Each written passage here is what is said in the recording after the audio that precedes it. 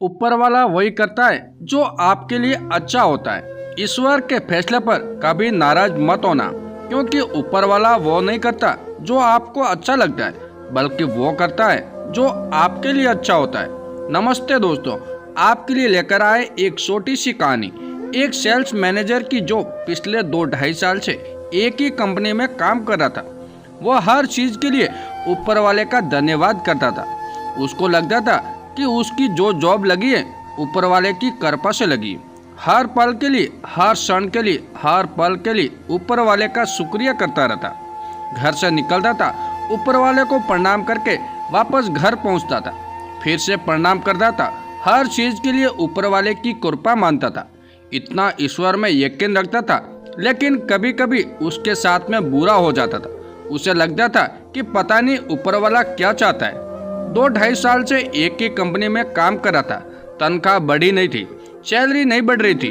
वो सोच रहा था कहीं और काम मिल जाए तो अच्छा रहेगा। उसे कहीं से एक जॉब के बारे में पता चला कि वो वहाँ पर जॉब है, और उसे एक व्यक्ति का कॉल भी आया था कि मैं आपसे फाइनल इंटरव्यू के लिए कॉल करूँगा। उसने डेट बता दी थी, मगर टाइम नहीं बताया था। टाइम उसको पता नहीं था कि किस वक्त कॉल आएगा। तारीख जो थी वो आने को थी। अगले दिन उसे इंटरव्यू के लिए कॉल आने वाली थी। बहुत उत्साहित था कि इस कंपनी से पीछा छूटेगा। उसने सुबह उठने के लिए थोड़ा जल्दी का अलार्म लगाया। सुबह जल्दी उठूंगा इंटरव्यू के लिए।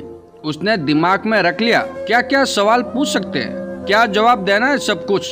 लेकिन अगली सुबह जब वो जगा तो जिस समय का उसने अलार्म लगाया था सुबह 5 बजे का था, मगर उसकी नींद खुली 7:30 बजे। वो लेट हो रहा था। उससे गुस्सा आने लगा कि पता ही नहीं चला अलार्म कब बज गया।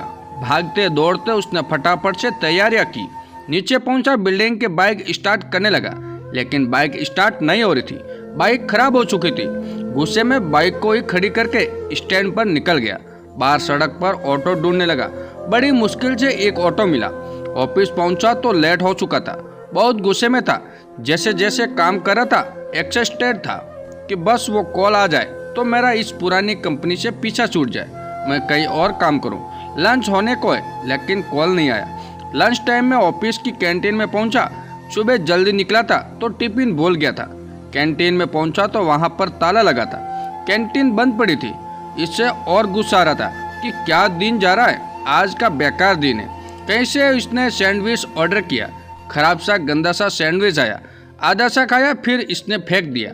ये सोच रहा था ऊपर वाला क्या कर रहा है, आज तो मुझे ढंग से खाने को भी नहीं मिल रहा है। शाम में तकरीबन 6 बजे इसके पास में एक कॉल आई, उसी जॉब के लिए जिसकी ये तलाश कर रहा था।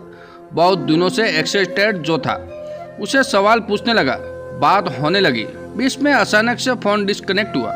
इसने अपना फोन देखा तो फोन डेड पड़ा था। फोन बंद हो गया था। अब इसको बहुत गुस्सा आ रहा था कि फोन को भी अभी खराब होना था। फाइनली दिन खत्म हुआ। शाम में जब घर जा रहा था तो सोच रहा था कि जाकर आराम से करूंगा, बहुत हो गया। पूरा दिन सिर दर्द रहा। घर पहुंचा, खाना वाना खाकर बिस्तर पर पहुंचा और बिजली चली गई। अब इसका गुस्सा का पारा और बढ़ गया कि ऊपर वाले मैं आपको इतना मानता हूँ, इतना चाहता हूँ, आप क्या कर रहे हैं मेरे साथ। होश से गुस्से में पता नहीं कब इसको नींद लगी और अपने सपनों में भगवान से बात कर रहा था और भगवान से कह रहा था आप क्या चाहते हैं मेरे साथ। मैं आपका इतना बड़ा भक्त हूँ, इतनी पूजा पाठ सब कुछ करता हूँ, आप पता नहीं क्या कर रहे हैं। आज का दिन इतना खराब था, अलार्म नहीं बजा, बाइक खराब हो गई, ऑटो बड़ी मुश्किल से मिला, कैंटीन बंद हो गई, टिफिन नहीं लेके गया, सैंडविच गंदा था, कॉल आया तो फोन बंद हो गया। घर आकर के सोने लगा तो यहाँ पर बिजली चली गई। क्या चाहते हो आप। भगवान ने कहा जो आज हुआ वो सब मेरी मर्जी से हुआ। मैंने जानबूझकर अलार्म कब बजा तुझे पता ही नहीं चलने दिया। तेरी बाइक मैंने ही खराब कर दी। मैं चाहता था कि तू देरी से पहुंचे, कि अगर तू बाइक से जाता तो तेरा एक्सीडेंट हो जाता। आज तेरा एक्सीडेंट होना लिखा था। अच्छा हुआ कि कैंटीन बंद थी, क्योंकि उसका खाना खराब हो चुका था, तुझे बीमार कर देता बहुत ज़्यादा। और वो जो कॉल आई थी ना, जिसकी वजह से तू बड़ा परेशान हो रहा था कि मेरी बात नहीं हुई, वो एक नंबर का घोटालेबाज है। नौकरी के नाम पर तुझे ठगने वाला था, इसलिए तेरा फ़ोन मैंने बंद करवा दिया। और ये जो बिजली चली गई, आज अगर बिजली आ रही होती तो तेरे घर में शॉर्टकट की वजह से आग लग जाती। तो मेरा बहुत बड़ा भक्त है ना, इसलिए तुझे बता रहा हूँ, सबको नहीं बताता।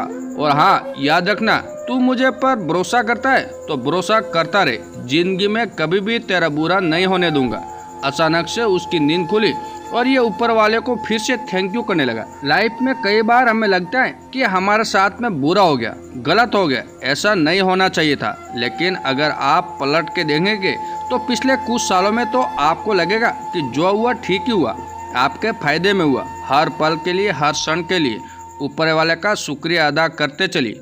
बस यही इस कहानी से कहना चाहता हूँ, क्योंकि जैसे मैंने शुरू में कहा था, ऊपर वाला वो नहीं करता जो हमें अच्छा लगता है, बल्कि वो करते हैं जो हमारे लिए अच्छा होता है। अगर ये कहानी आपके दिल को छू गई हो तो एक लाइक जरूर कर दे और चैनल को सब्सक्राइब करें। आपकी सपोर्ट हमारे लिए बहुत मायने रखती है। दोस्तों, ये कहानी कैसी लगी कमेंट करके जरूर बताएं। धन्यवाद दोस्तों।